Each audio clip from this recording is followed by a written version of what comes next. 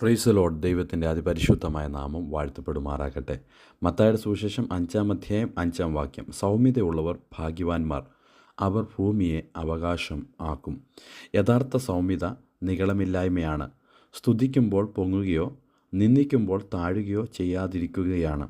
ന്യായമായി നമുക്ക് ലഭിക്കേണ്ടുന്ന അവകാശങ്ങളിലൂടെ മറ്റുള്ളവരുടെ നന്മയ്ക്കായി വിട്ടുകൊടുക്കുകയാണ് സൗമ്യത എന്ന് പറയുന്നത്. തൻ്റെ അവകാശങ്ങളെ വിട്ടുകൊടുക്കുന്നത് ഭൂമി മുഴുവനും അവകാശമാക്കും എന്നാണ് കർത്താവ് പറയുന്നത്. സൗമ്യത ഉള്ളവർ ഭാഗ്യവാന്മാർ, അവർ ഭൂമിയെ അവകാശമാക്കും. ഈ സൗമ്യത നമുക്കും എങ്ങനെ ലഭിക്കും? അത് കൃത്രിമമായി ആരിലും ഉളവാകുന്നതല്ല. ഗലാത്യർ 5:22 മുതൽ 23 വരെയുള്ള വാക്യങ്ങളിൽ ആത്മാവിൻ്റെ ഫലങ്ങളായി പറയുന്ന കാര്യങ്ങളിൽ ഒന്നാണ് സൗമ്യത. ഫലം എന്നാൽ കായ് ആണ്. ഒരു വൃക്ഷത്തിൻ്റെ കായ് കൃത്രിമമല്ലല്ലോ. മാവിൻ്റെ സ്വാഭാവികമായ ഫലമാണ് മാങ്ങ.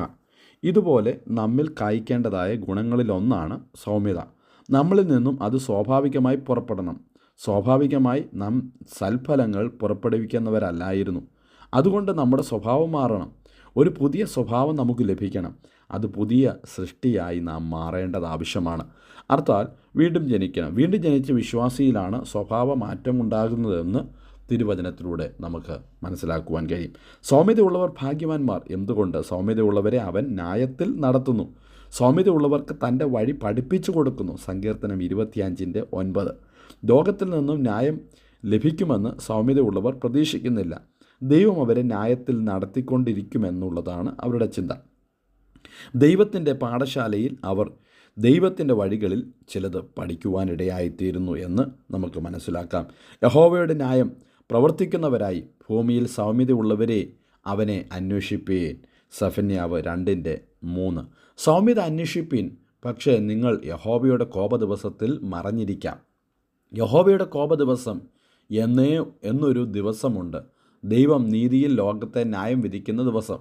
ഇന്ന് യഹോവയുടെ ന്യായം പ്രവർത്തിക്കുന്ന സൗമ്യന്മാരാണ് അന്ന് ന്യായവിധി ദിവസത്തിൽ സുരക്ഷിതരായിരിക്കുന്നത് എന്ന് തിരുവചനം പറയുന്നു.